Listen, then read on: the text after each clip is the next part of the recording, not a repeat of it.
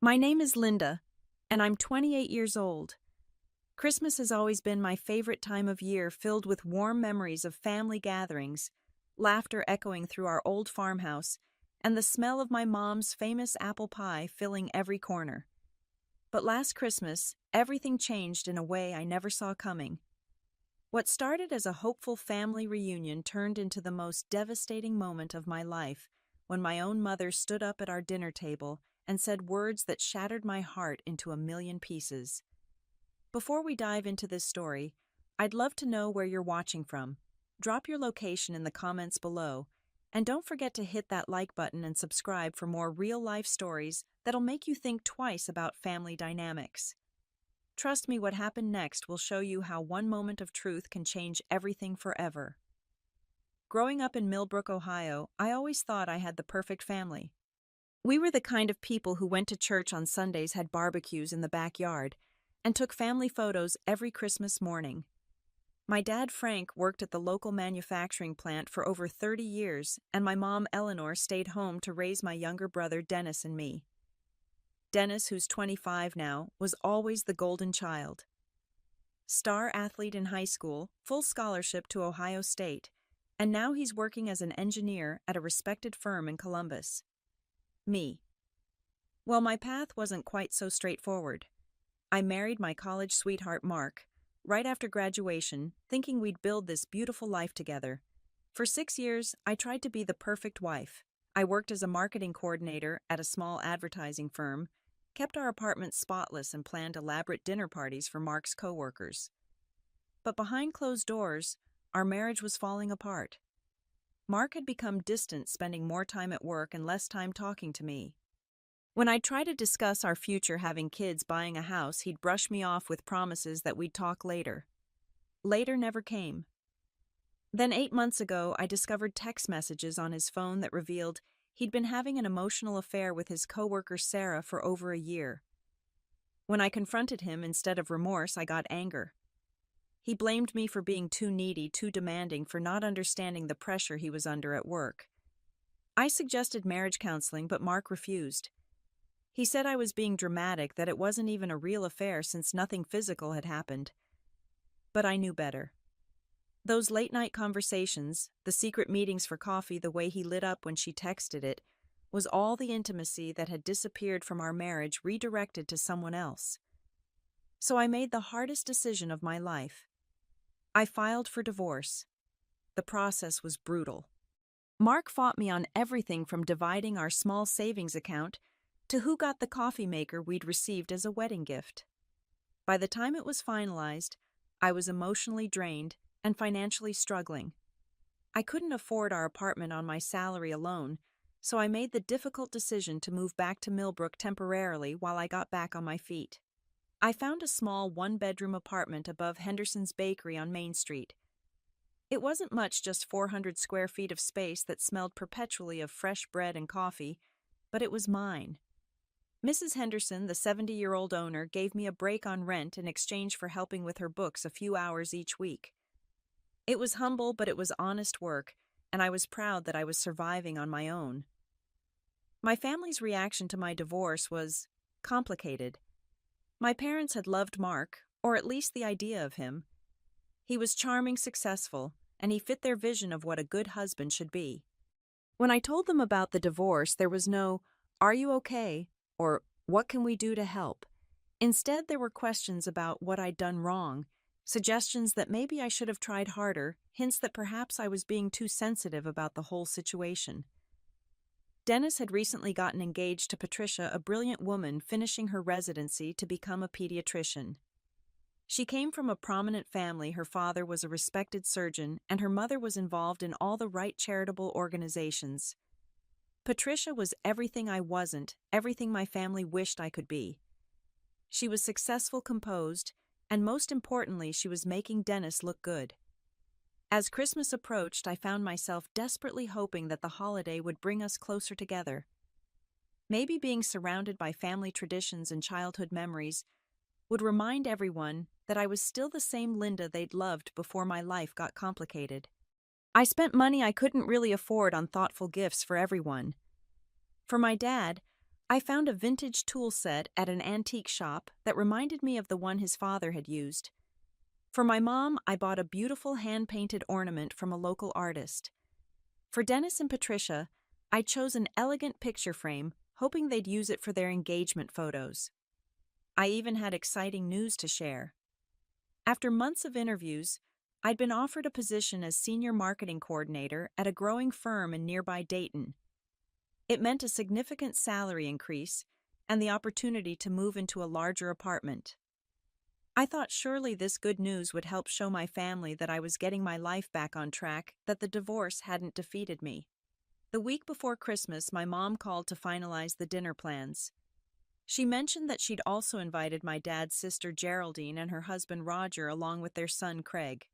Aunt Geraldine and Uncle Roger lived in Cincinnati, where Uncle Roger was a successful accountant and Aunt Geraldine worked in real estate. Their son Craig, who was 30, had just made partner at a prestigious law firm and was exactly the kind of son any parent would be proud of. She also mentioned that Patricia's parents, Dr. and Mrs. Thompson, would be joining us. This surprised me a little since they'd never been included in our family Christmas before, but I figured it made sense given the engagement. Still, it meant that dinner would be more formal than usual, more of a showcase than a simple family gathering. As I prepared for Christmas dinner, I felt a mixture of nervousness and hope. This was my chance to show everyone that I was doing well, that I was strong, that I was building a good life for myself despite the setbacks. I pressed my best dress, wrapped the gifts with care, and practiced in my mirror how I'd share my job news. Everything was going to be different this year. Everything was going to be better. Christmas morning arrived crisp and clear, with that perfect dusting of snow that makes everything look like a greeting card. I drove the familiar route to my childhood home, passing the elementary school, where I'd learned to read the park where Dennis and I used to sled every winter and the church where we'd attended every Sunday for 18 years. Each landmark brought back memories of simpler times when family felt like a safe harbor instead of a place where I had to prove my worth. The house looked magnificent.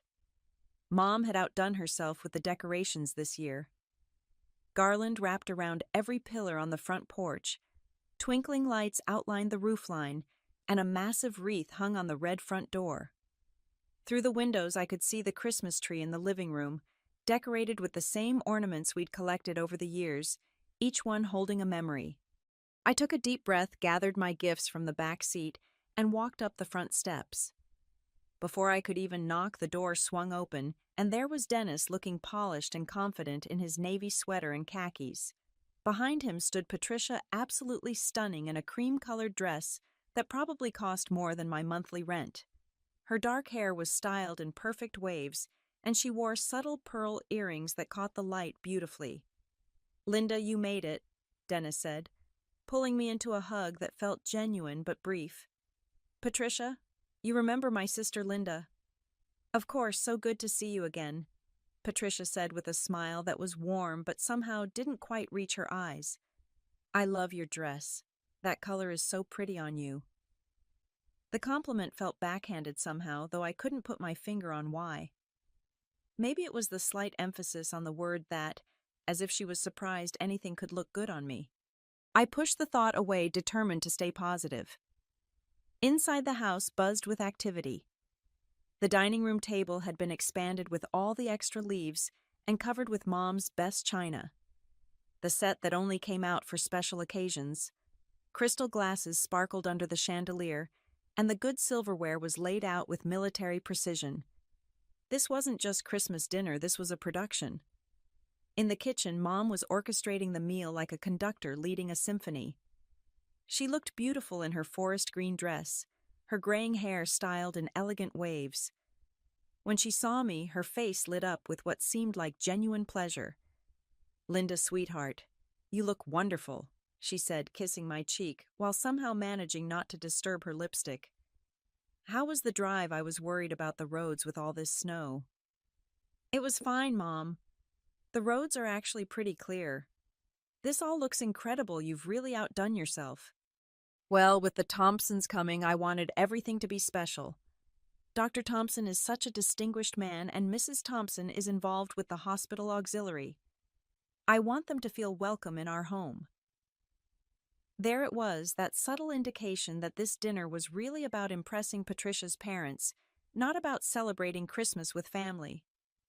But I smiled and offered to help, only to be gently shooed away. "Oh no, dear, I have everything under control. Why don't you go say hello to everyone in the living room?" The living room was like a Norman Rockwell painting come to life. Dad sat in his favorite armchair, deep in conversation with Dr. Thompson about the latest developments in minimally invasive surgery. Dr. Thompson was exactly what you'd expect from a successful surgeon: distinguished silver hair, confident posture, and the kind of authoritative voice that made you want to listen when he spoke. Uncle Roger and Aunt Geraldine were admiring the Christmas tree with Mrs. Thompson, a petite woman with perfectly styled blonde hair, who radiated the kind of quiet elegance that comes from a lifetime of country club membership and charity luncheons. She was asking about the antique ornaments, and Aunt Geraldine was sharing stories about our family traditions. And there was Craig standing by the fireplace with a glass of wine, looking every inch the successful lawyer in his expensive suit. At 30, he had the kind of confidence that comes from never having experienced real failure.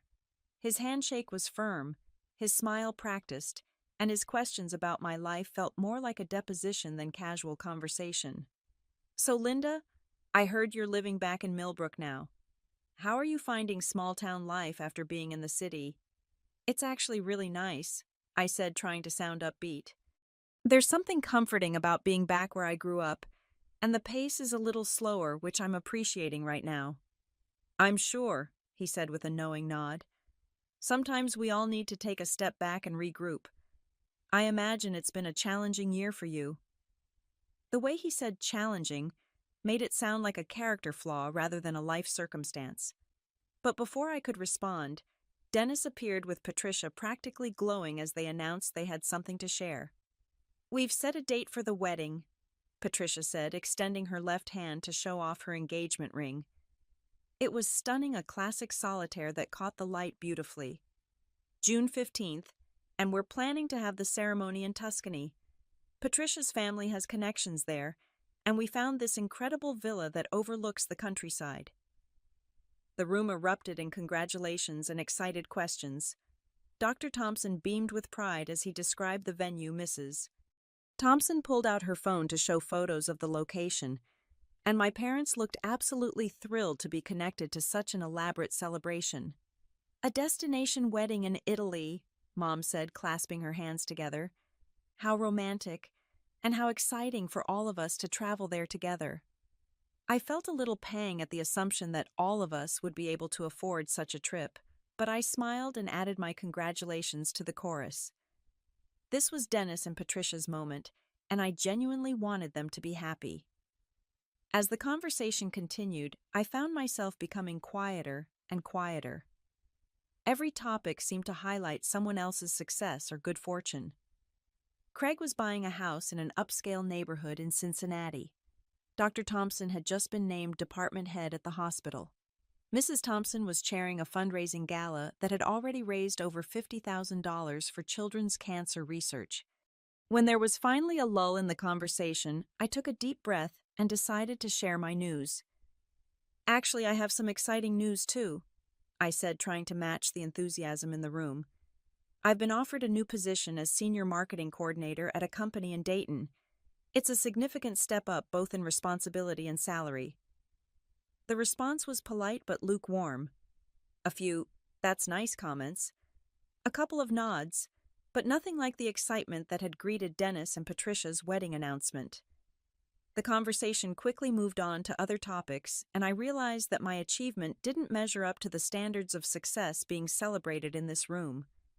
Dinner was called, and we all moved to the dining room, where Mom had created a feast that belonged in a magazine. The turkey was golden brown and perfectly carved. The side dishes were arranged artfully in her best serving bowls, and everything was garnished with fresh herbs and seasonal touches.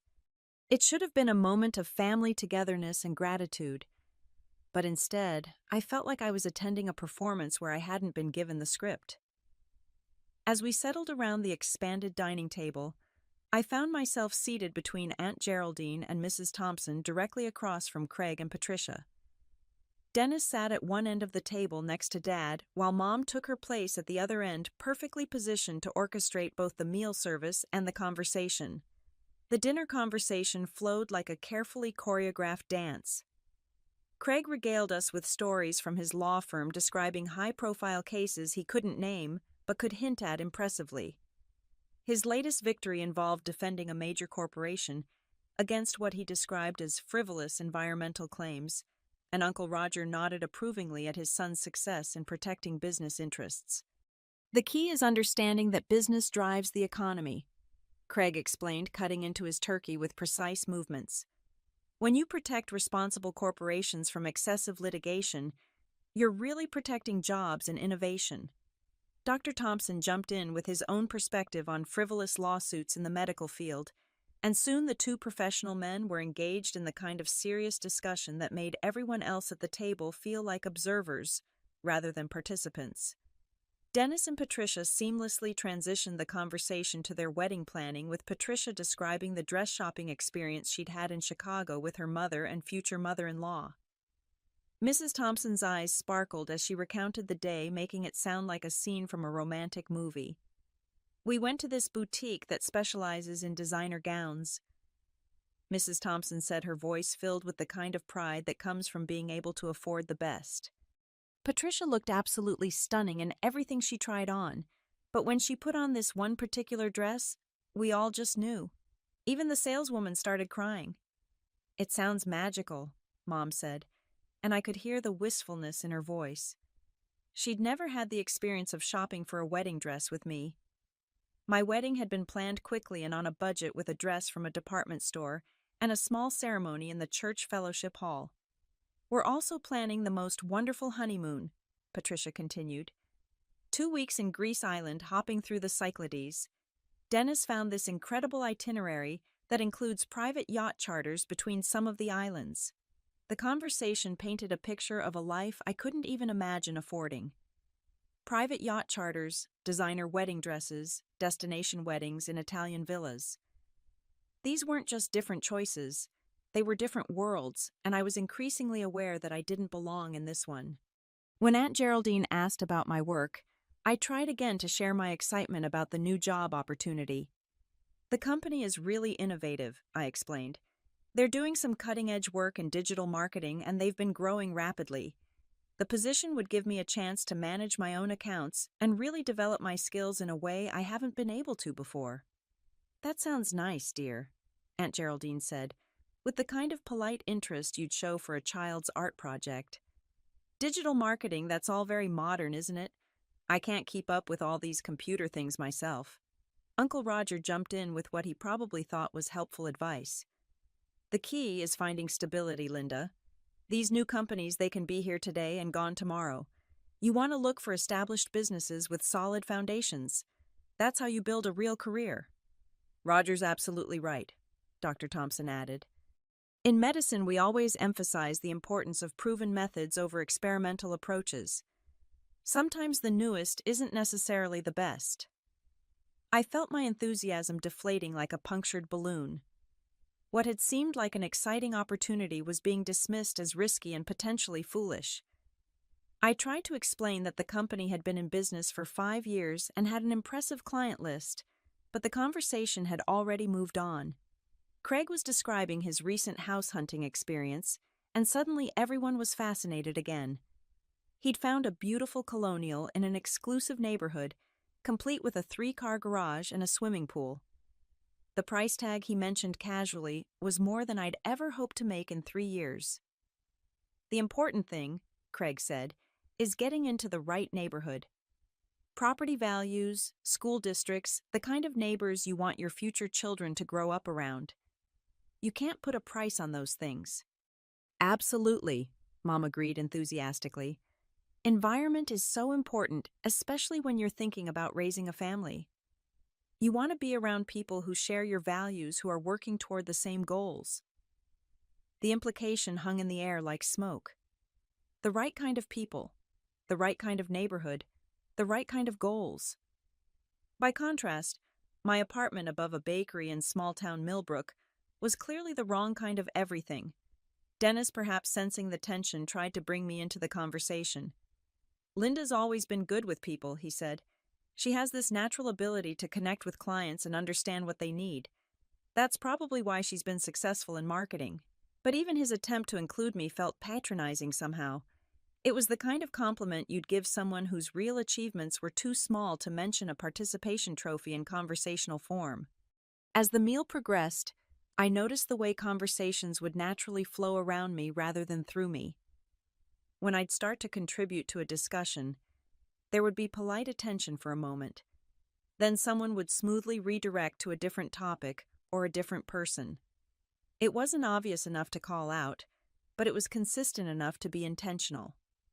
The worst part was watching my parents' reactions to everyone else's achievements versus their response to mine.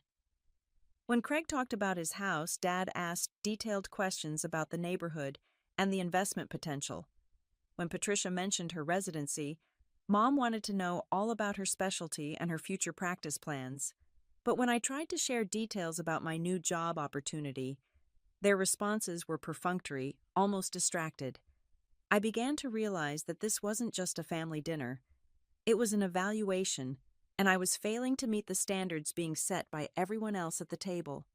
My divorce wasn't just a personal setback, it was a family embarrassment.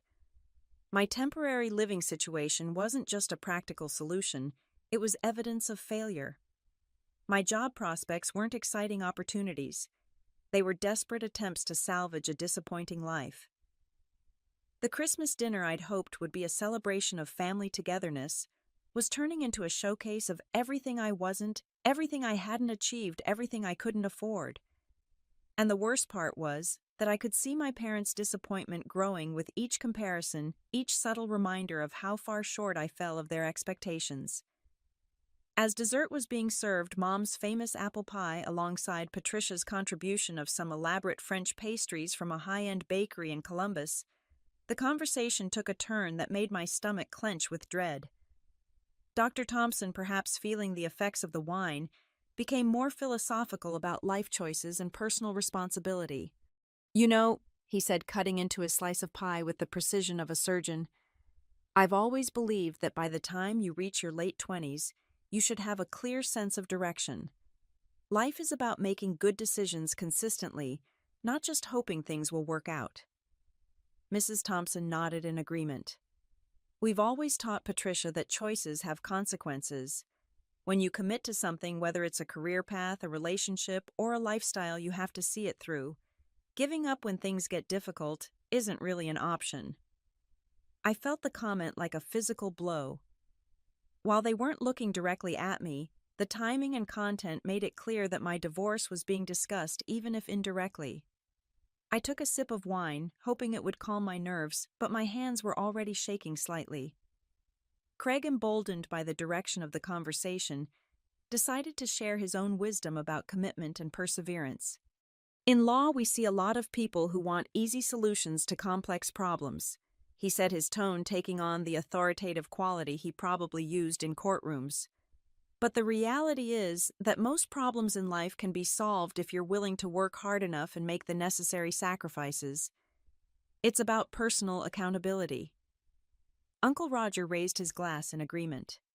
"That's exactly right. Your generation, Craig, understands the value of persistence. Too many people today want to quit the moment things get challenging instead of buckling down and doing the work." I could feel all eyes turning toward me, even though no one was being explicit about their target. The message was clear: I was the quitter at the table, the person who hadn't been willing to do the work, who had taken the easy way out when my marriage got difficult. "Sometimes," I said quietly, my voice barely above a whisper, "the hardest thing isn't staying in a bad situation. Sometimes the hardest thing is having the courage to leave." The table fell silent for a moment, and I immediately regretted speaking up. Mom's face tightened with what looked like embarrassment, and Dad shifted uncomfortably in his chair. Dennis, perhaps trying to diffuse the tension, cleared his throat and attempted to change the subject. "Well, I think we should focus on positive things tonight. It's Christmas after all." But Mom, instead of taking his cue, decided this was the moment for what she probably thought was tough love. "Linda, sweetheart," she said, her voice taking on that condescending tone parents use when they're about to deliver unwanted life advice. "I think what everyone is trying to say is that we care about you and we're concerned. You're 28 years old and you're living like a college student. You gave up on your marriage without really trying to fix it, and now you're making decisions based on fear instead of wisdom." The room felt like all the oxygen had been sucked out of it. I could hear the grandfather clock ticking in the hallway, the distant sound of neighbor children playing outside, and my own heartbeat thundering in my ears. "I didn't give up on my marriage," I said, my voice stronger now but still controlled. "I left a marriage where my husband was emotionally involved with another woman and refused to go to counseling. I left because staying would have meant accepting betrayal as normal." "But marriage is work, honey," Aunt Geraldine chimed in, clearly feeling empowered to share her opinion. "All marriages go through difficult periods. The question is whether you're willing to fight for something worth saving." "How do you know it wasn't worth saving?" I asked, feeling my composure starting to crack. "How do you know what went on behind closed doors in my marriage?" Dr. Thompson set down his fork and looked at me with the kind of clinical assessment he probably used with difficult patients. "Linda, no one here is attacking you. We're trying to help you see that patterns of behavior tend to repeat themselves. If you don't learn from this experience and make different choices going forward, you're likely to find yourself in similar situations." The condescension in his voice was overwhelming. This man who had known me for exactly 3 hours was psychoanalyzing my life choices and predicting my future failures. And my family was nodding along as if his insights were profound wisdom instead of presumptuous judgment. "What kind of different choices?" I asked, though I dreaded the answer. "Well," Mrs. Thompson said delicately, dabbing at her lips with her napkin, "perhaps being more realistic about your expectations. Not everyone is cut out for the kind of demanding career that takes you away from home responsibilities. Some people are happier in more traditional roles." Patricia, who had been silent during most of this exchange, finally spoke up.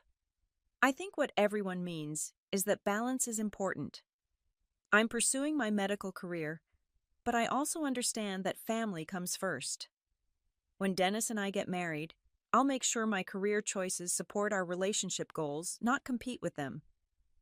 It was such a perfectly diplomatic non-answer that managed to simultaneously support everyone else's position, while making me look even more unreasonable for not having achieved the same balance. The worst part was that Patricia probably genuinely believed she was being helpful. Dennis, looking increasingly uncomfortable with the direction of the conversation, tried once more to redirect. "Maybe we should talk about something else. Linda's doing her best to rebuild her life, and she doesn't need us piling on with advice she didn't ask for." But Mom wasn't finished. She had clearly been building up to this moment for months, and nothing was going to stop her from having her say. "No, Dennis, I think this conversation needs to happen," she said, her voice taking on a tone of determined resolve.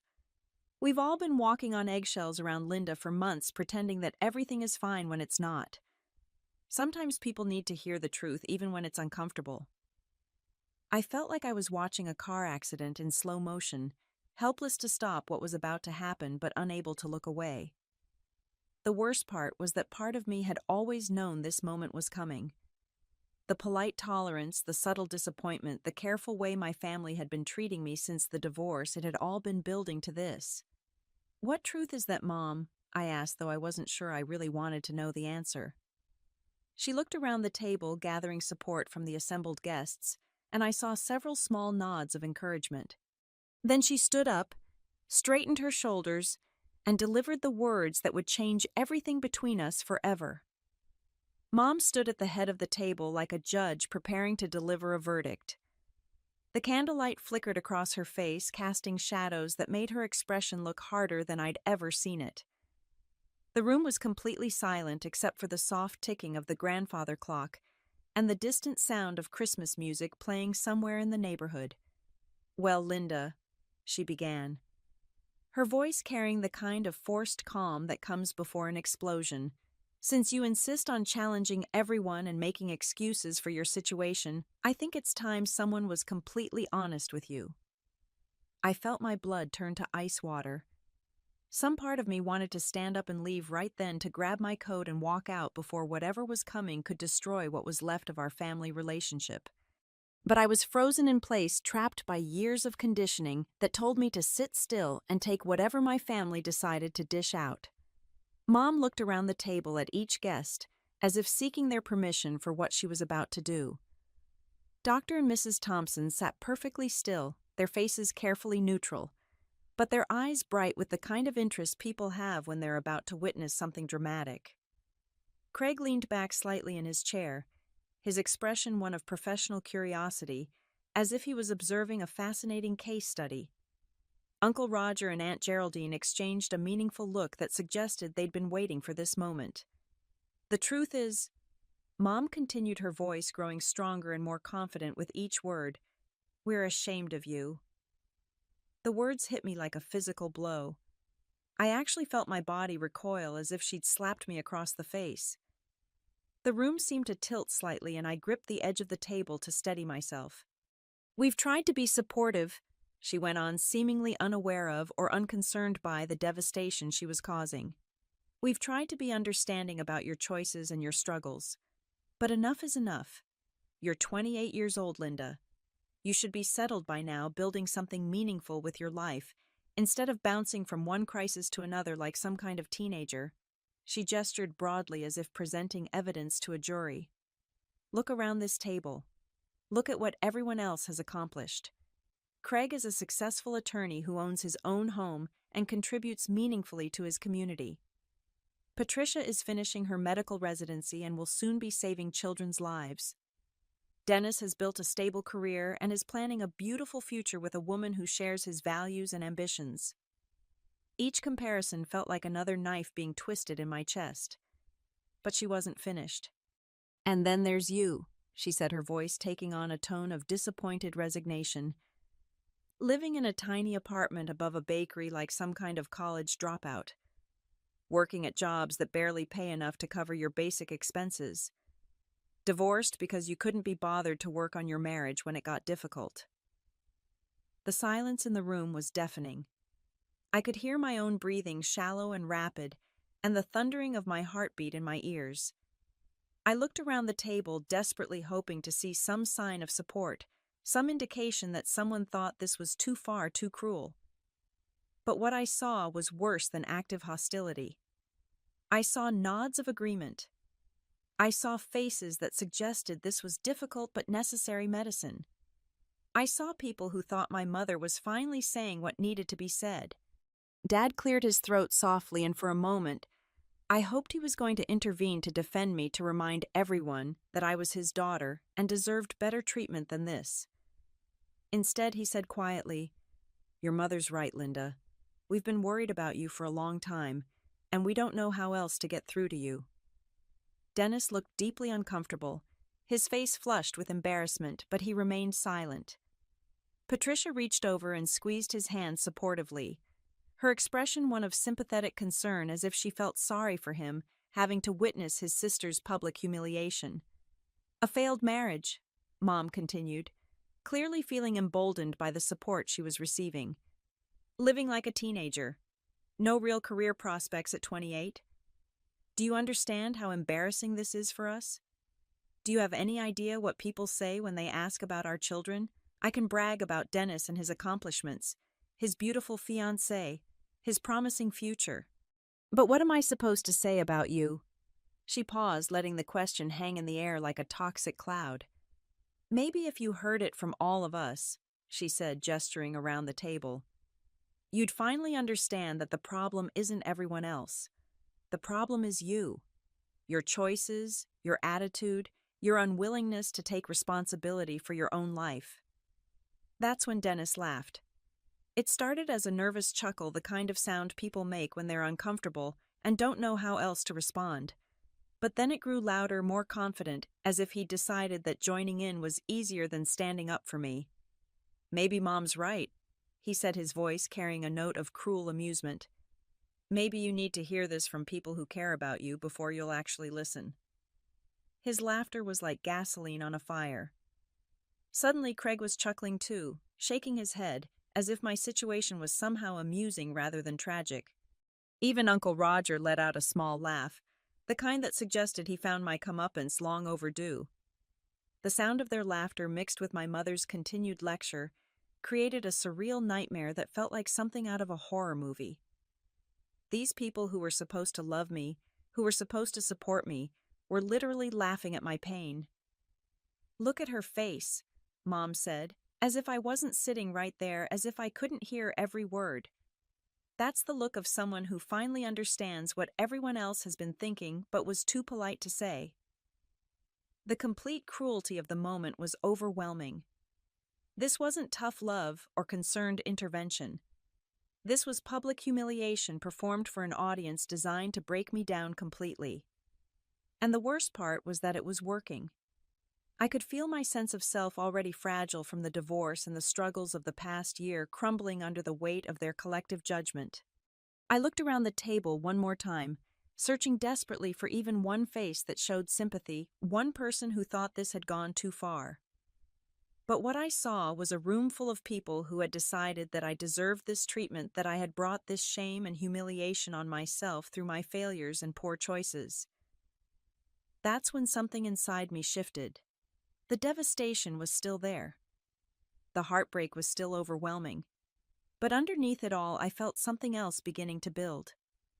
It was small at first, just a tiny flame of indignation, but it was growing stronger with each passing second. They wanted to shame me for my choices. Fine. But if we were going to air family secrets and pass judgment on each other's lives, then everyone at this table was about to discover that I had some truths of my own to share. I sat there for what felt like an eternity, but was probably only seconds, feeling the weight of their stares and the echo of their laughter. Something was happening inside me that I'd never experienced before. All my life, I'd been the peacekeeper, the one who smoothed over conflicts and tried to make everyone comfortable. I'd swallowed criticism, accepted blame, and internalized every disappointed look my family had ever given me. But as I looked around that table at the faces of people who claimed to love me while actively destroying me, something crystalline and unbreakable formed in my chest. It was clarity, pure and simple. For the first time in my life, I could see my family clearly without the filters of obligation and wishful thinking. I stood up slowly, my movements deliberate and controlled. The laughter died, immediately replaced by surprised silence. Mom's confident expression faltered slightly, as if she was just beginning to realize that she might have pushed too far. "You're ashamed of me," I said, my voice quiet but carrying clearly in the silent room. "Let me tell you what shame really looks like." I turned to face my mother directly, and I saw something flicker in her eyes that might have been fear. Shame is a mother who had an affair when her daughter was 12 years old. I said, my voice growing stronger with each word. Shame is thinking that a scared little girl didn't notice when Daddy started working late every night after he found those text messages on your phone. The color drained from Mom's face so quickly I thought she might faint. Dad's fork clattered against his plate as he dropped it, his mouth falling open in shock. "Linda," Mom whispered, but I wasn't finished. Not even close. "Shame is pretending for 16 years that everything was fine, that our family was perfect while you were sneaking around with your tennis instructor. Do you remember him? Mom Richard? The one who suddenly moved to Florida right after Dad confronted you." The silence in the room was different now. This wasn't the hushed anticipation of an audience waiting for entertainment. This was the suffocating quiet of people realizing they were about to witness something that would change everything permanently. I turned to my father, and my heart broke a little at the pain in his eyes. But I was beyond stopping now. "And shame Dad is drinking yourself to sleep every night for 2 years while pretending that everything was fine. Do you think I didn't smell the whiskey on your breath when you tucked me in? Do you think I didn't notice the bottles hidden in the garage behind the Christmas decorations?" Dad's face went ashen. He started to speak, but no words came out. But we don't talk about those things in this family, do we? I continued, my voice gaining power and momentum. We just pretend they didn't happen and focus on maintaining appearances. We keep family secrets and judge everyone else for not being perfect enough. I turned to Dennis, and for the first time since I'd started speaking, my voice softened slightly with genuine sadness. And Dennis, sweet Dennis, who everyone thinks is so perfect. Should I tell them about sophomore year of college? About Jennifer Morrison and how you begged me to help you cover up your cheating so Patricia would never find out? About how I lied to her face at that party when she asked me directly if I knew anything about rumors she'd heard? Dennis went completely white. Patricia's head snapped toward him, her eyes wide with shock and something that looked like the beginning of understanding. Or should we talk about more recent history? I continued. Like last month when you called me crying because you were having doubts about the wedding, when you said you felt trapped by everyone's expectations and wondered if you were making the biggest mistake of your life. That's enough, Dennis said, his voice barely above a whisper, but I was far beyond listening to his protests. I looked around the table at our distinguished guests, these people who had sat here judging my life while presenting themselves as models of success and moral authority. You want to talk about shame, I said, addressing the room. Shame is sitting in someone else's home, eating their food and participating in the systematic destruction of their daughter. Shame is thinking that your success gives you the right to pass judgment on someone whose struggles you know nothing about. I turned back to my mother, who was now crying silently, tears streaming down her carefully made-up face. But the deepest shame, Mom, the one that should keep you awake at night, is this: I divorced someone who betrayed me rather than live a lie. I chose honesty over convenience, truth over appearances. I chose to build a life based on integrity rather than pretense. And you're ashamed of me for that. My voice rose for the first time, carrying all the pain and anger and disappointment of 28 years. I'm rebuilding my life with courage and honesty, something this family wouldn't recognize if it slapped you in the face. I'm living in a small apartment because I'm paying my own way, instead of accepting money from people who think financial support gives them the right to control and humiliate me. I'm working at jobs that may not impress you, but at least I'm not building my success on lies and hidden secrets. I paused, looking around the table one more time at the faces of people who had thought they could break me down and rebuild me in their image. You're ashamed of me, I said, my voice now calm and steady and absolutely certain. Good.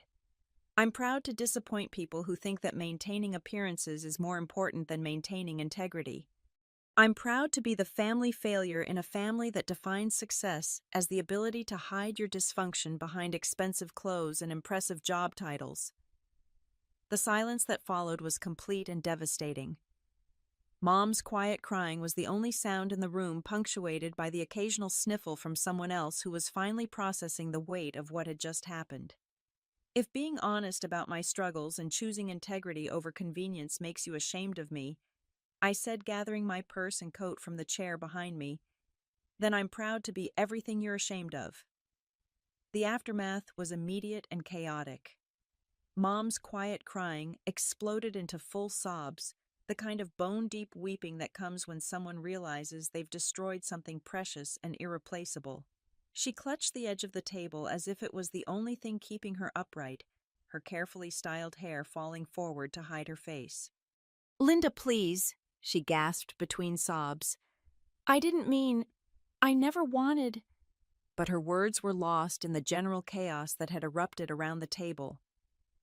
Dad was staring at me with a mixture of shock and something that might have been respect, while simultaneously trying to process the public revelation of secrets he thought had been safely buried decades ago. Dennis had gone from white to red to white again, his eyes darting frantically between Patricia and me as he tried to calculate how much damage had been done to his carefully constructed image. Patricia sat perfectly still, her face a mask of controlled composure, but her hands were trembling slightly as she processed the implications of what she'd just learned about her fiancé. Craig, for once in his life, seemed to have nothing to say. His mouth opened and closed several times as if he was trying to formulate some kind of legal objection to what had just happened, but no words came out. Uncle Roger and Aunt Geraldine looked like they wanted to disappear into their chairs, clearly regretting their participation in what had turned from family intervention into family destruction. Dr. and Mrs. Thompson were already pushing back from the table, their faces carefully neutral, but their body language screaming their desire to escape this situation as quickly as possible. This wasn't the kind of refined family dinner they'd expected, and they clearly wanted no part of whatever was happening next. "We should probably go," Dr. Thompson said quietly to his wife, his voice carrying the professional calm he probably used when delivering bad news to patients' families. "Yes," Mrs. Thompson agreed quickly, already reaching for her purse. "This seems like a family matter that should be handled privately." But I wasn't finished. Not yet. "No, please don't leave on my account," I said, my voice still calm but carrying an edge that made everyone freeze. "You were so eager to participate in judging my life choices. I'd hate for you to miss the conclusion of your evaluation." I turned back to my family, these people who had raised me and claimed to love me, while systematically undermining my confidence and self-worth for years. "You want to know what the real difference is between me and everyone else at this table?" I asked. "I'm the only one who's been brave enough to face the truth about my life and make the hard choices necessary to change it. Everyone else here is still hiding behind lies and pretenses and other people's money." Dad finally found his voice. "Linda, that's enough. You've made your point. There's no need to—" "To what, Dad?" I interrupted. "To tell the truth. To stop protecting everyone's feelings while they systematically destroy mine. To refuse to be the family scapegoat anymore." I looked directly at him, this man who had struggled with his own demons, but had never shown me the grace he was now asking for. "You want me to stop talking because you're embarrassed, because our guests are uncomfortable. Where was that concern for my comfort when everyone was taking turns explaining why my life was such a disappointment?" Eleanor was still crying, but now she was trying to speak through her tears. "I was trying to help you," she said, her voice broken and desperate. "I thought if you heard it from people who love you—" "People who love me don't humiliate me in front of strangers for entertainment," I said, cutting her off. "People who love me don't use family dinner as an opportunity to showcase my failures. People who love me support me when I'm rebuilding my life, not tear me down because my success doesn't look the way they think it should." I picked up my coat and purse, moving with deliberate calm toward the door. Behind me, I could hear chairs scraping as people shifted uncomfortably, not sure whether to try to stop me or let me go. "Linda, wait!" Dennis called out, his voice cracking slightly. "We can fix this. We can talk about this."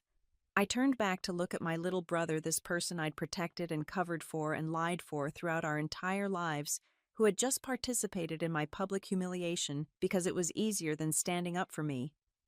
"Fix what exactly, Dennis?" I asked. "The fact that you showed me who you really are when it mattered? The fact that you sat there and laughed while our mother destroyed me? Or the fact that your fiancé now knows you're capable of cheating and lying when the pressure is on?" Patricia's face was still a careful mask, but I could see the gears turning behind her eyes as she processed not just what she'd learned about Dennis, but what she'd witnessed about the family she was about to marry into. "There's nothing to fix," I continued. "This is who we are. This is who we've always been. I'm just the first person in this family who's been brave enough to stop pretending otherwise." I walked toward the front door, and this time no one tried to stop me. Behind me, I could hear the sound of chairs being pushed back as the Thompsons made their exit, followed by the awkward sounds of other guests gathering their things and making polite but hurried excuses. As I reached the front door, I turned back one last time to see my mother still crying at the head of the table, and my father sitting in stunned silence beside her. Dennis was trying to have a whispered conversation with Patricia, who was listening with the kind of clinical attention she probably used when taking patient histories. "For what it's worth," I said, my voice carrying clearly through the house, "I hope someday you'll understand that I didn't destroy this family tonight. I just stopped letting you use me to hold your dysfunction together." I opened the front door and walked out into the cold Christmas night, leaving behind the house where I'd grown up, and the family that had shaped me, and the illusions that had sustained me for 28 years. The snow was still falling gently, and the neighborhood was lit up with Christmas lights that made everything look magical and peaceful. I could hear the sound of laughter and music coming from other houses, families that were presumably having the kind of Christmas celebration I'd always thought mine was. I got into my car and sat there for a moment, my hands shaking as the adrenaline of the confrontation began to wear off. Part of me felt devastated by what had just happened, by the final destruction of any pretense that my family was capable of loving me unconditionally. But underneath the sadness was something else, something I'd never felt before. It was relief. Pure, clean relief from the burden of trying to earn approval from people who had already decided I wasn't worth it. Relief from the exhausting work of pretending that their treatment of me was normal or acceptable. Relief from the constant self-doubt and second-guessing that came from trying to meet standards that were designed to be impossible. As I drove away from the house where I'd spent the first 18 years of my life, I realized that for the first time in my adult life, I was completely free to become whoever I wanted to be without the weight of family expectations and disappointed sighs and careful suggestions about how I could be better. I drove home through the quiet Christmas night, my mind surprisingly clear despite everything that had just happened. The familiar streets of Millbrook looked different somehow, as if I was seeing them for the first time without the filter of childhood memories and family obligations. The Christmas decorations that had seemed magical earlier now looked like stage dressing for performances that everyone was too polite to acknowledge. When I got back to my apartment above Henderson's Bakery, I sat in my car for a few minutes looking up at the windows of my small home. The lights were off, and from the outside it looked lonely and humble compared to the grand family home I'd just left. But as I climbed the narrow stairs to my front door, I realized something profound. This small space was the first place I'd ever lived that was completely my own, free from the weight of other people's expectations and judgments. Inside my apartment felt like a sanctuary. It was tiny, yes, and it smelled perpetually of cinnamon and fresh bread from the bakery below. But it was honest. There were no family photos full of forced smiles, no expensive furniture bought to impress visitors, no careful arrangements designed to hide dysfunction behind beautiful facades. I sat on my small couch and looked around at my humble possessions. The secondhand furniture I'd bought with my own money, the books I'd been slowly collecting, the small Christmas tree I'd decorated with simple ornaments from the dollar store. None of it was impressive by my family's standards, but all of it was real. My phone started ringing around 10 o'clock. First it was Dennis, then Dad, then even Uncle Roger. I let them all go to voicemail. I wasn't ready to hear their apologies, their explanations, their attempts to minimize what had happened or convince me that somehow I was overreacting to being publicly humiliated at Christmas dinner. Instead, I made myself a cup of tea and sat by my small window watching the snow fall on the quiet street below. For the first time in months, maybe years, I felt truly peaceful. The constant anxiety about whether I was disappointing my family was gone, replaced by the simple certainty that I was exactly where I needed to be. The next morning, Christmas Day, I woke up with a clarity of purpose I hadn't felt since before my marriage fell apart. Instead of spending the day fielding phone calls from family members or wallowing in self-pity, I decided to do something that would honor the person I was trying to become. I called the local homeless shelter and asked if they needed volunteers for Christmas Day meal service. The woman who answered the phone sounded surprised but grateful, and within an hour I was standing in the kitchen of the Millbrook Community Center, helping to prepare Christmas dinner for people who had nowhere else to go. The other volunteers were a mixture of ages and backgrounds, but they all shared something that had been completely missing from my family's Christmas table: genuine kindness and acceptance. No one asked about my job or my relationship status or my future plans. No one compared me to anyone else or suggested ways I could be living my life differently. Instead, I found myself working alongside people who were there simply because they wanted to help. There was Margaret, a retired teacher who had been volunteering at the shelter for 15 years. There was James, a local mechanic who brought his teenage daughter with him every Christmas to help serve meals. There was Father Rodriguez from the Catholic Church, who somehow managed to make everyone feel welcome regardless of their faith or background. As we prepared plates of turkey and mashed potatoes and green beans, I realized that this was what I'd been searching for all along, a sense of purpose that came from contributing to something larger than myself rather than from meeting other people's expectations of what my life should look like. The people we served were grateful in a way that touched my heart. Many of them were families who had fallen on hard times, not so different from my own situation after my divorce. Others were elderly people who had no family nearby, or individuals struggling with mental health issues or addiction. But none of them treated me like I was damaged goods or a disappointment. None of them laughed at my struggles or suggested that my problems were the result of character flaws. By the end of the day, I was exhausted but happier than I'd been in months. As we cleaned up the kitchen and put away the leftover food, Margaret asked if I'd be interested in helping with their regular weekly meal service. "We're always looking for reliable volunteers," she said with a warm smile. "You have a natural way with people and you work hard. Those are the qualities we value most here." It was such a simple compliment, but it meant more to me than all the conditional approval I'd spent years trying to earn from my family. Here was someone who saw value in who I was, not in what I could achieve or accomplish or acquire. I drove home that evening feeling like I'd finally found my place in the world. It wasn't the place my family had envisioned for me with the impressive career and the successful marriage and the house in the right neighborhood. But it was real and it was mine, and it was built on a foundation of authenticity rather than pretense. Over the following weeks, the aftermath of Christmas dinner continued to unfold.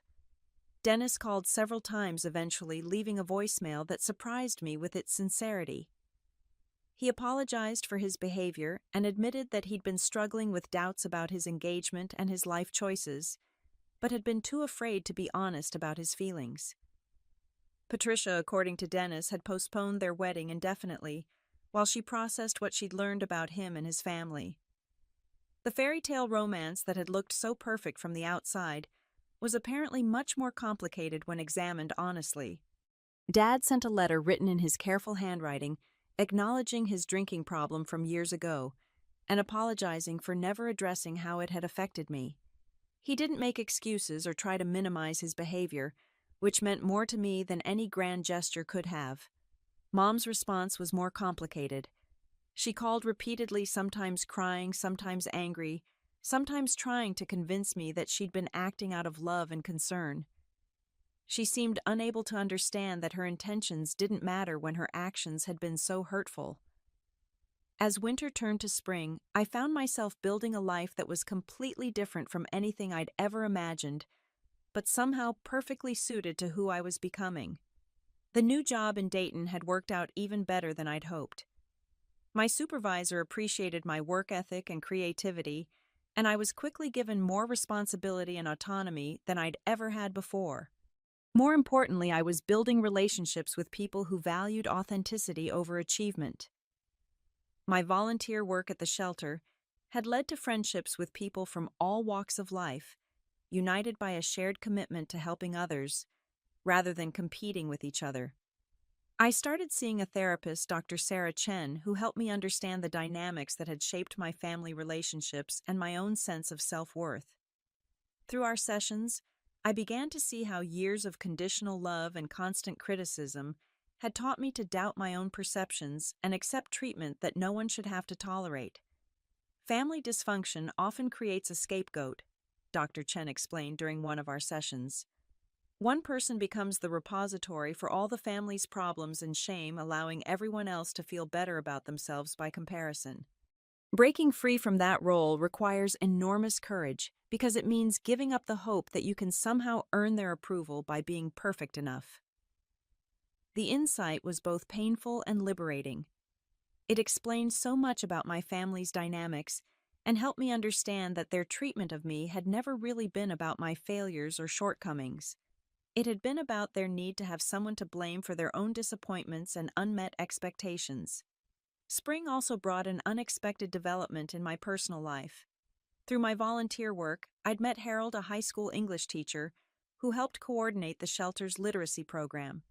He was nothing like the men my family would have chosen for me, no impressive job title or prestigious connections.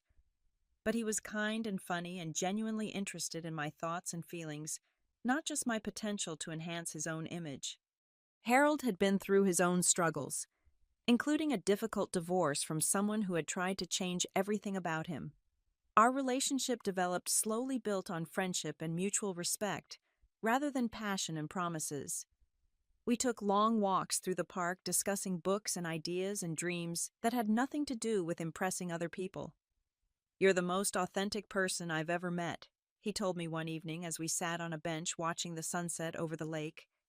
"You're not trying to be anyone other than who you are, and that's incredibly rare and beautiful." It was such a different kind of compliment from the ones I'd grown up hearing. Instead of praising me for achievements or appearances, he was celebrating my character, my willingness to be vulnerable and honest about my struggles and growth. By summer, I had moved into a larger apartment still in Millbrook, but in a complex that felt more like home than anywhere I'd ever lived. I had a job I enjoyed, meaningful volunteer work, genuine friendships, and a romantic relationship based on mutual respect and authentic connection. Most surprisingly, I found that I rarely thought about my family's approval anymore. The constant anxiety about whether I was disappointing them had been replaced by a deep sense of peace that came from living according to my own values, rather than their expectations. Dennis and I had begun to rebuild our relationship slowly and carefully. He had ended his engagement to Patricia, a decision that had been difficult but ultimately honest.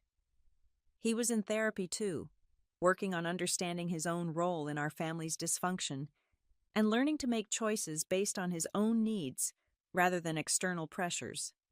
"I envied you," he admitted during one of our coffee conversations. "Even when everyone was criticizing you, part of me envied your courage to just be yourself. I've spent my whole life trying to be who everyone else wanted me to be, and I have no idea who I actually am underneath all those expectations."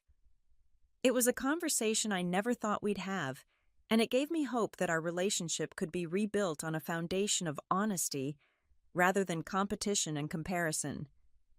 Dad and I were also slowly finding our way back to each other. He had started attending AA meetings and was working on making amends for the ways his drinking had affected our family. Our conversations were awkward at first, but gradually became more open and authentic. Mom remained the most complicated relationship.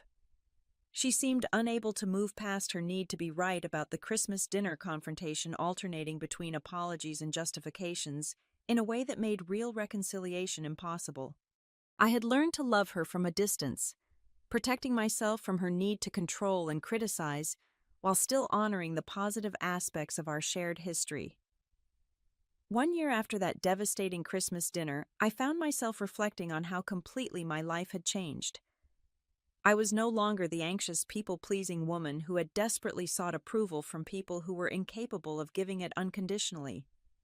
Instead, I had become someone who knew her own worth, independent of external validation. The lesson I learned that night, delivered in the cruelest possible way, was ultimately the most valuable gift I could have received: the understanding that being ashamed by people who should love you says everything about them and nothing about you. I learned that sometimes the most loving thing you can do is refuse to enable other people's dysfunction, even when that refusal comes at great personal cost. I learned that authenticity is more valuable than approval, and that building a life based on your own values is more rewarding than achieving success according to someone else's definition. Most importantly, I learned that family isn't just about blood relationships. It's about the people who see you clearly, love you anyway, and support your growth rather than demanding your compliance. Some of those people might share your DNA, but many of them will be the chosen family you create through shared values and mutual respect. As I sat in my comfortable apartment surrounded by friends who celebrated my authentic self rather than demanding a performance, I realized that my mother had been right about one thing: I had been ashamed of myself for years. But not for the reasons she thought. I had been ashamed of my willingness to accept treatment. I didn't deserve my eagerness to seek approval from people who used love as a weapon, my failure to stand up for myself when it mattered most. Now I felt proud of the woman I'd become through surviving that shame and choosing something better. Proud of my small apartment that reflected my values rather than my income. Proud of my work that made a difference in people's lives rather than just impressing observers. Proud of my relationships that were built on authenticity rather than convenience. That Christmas dinner was the worst and best thing that ever happened to me.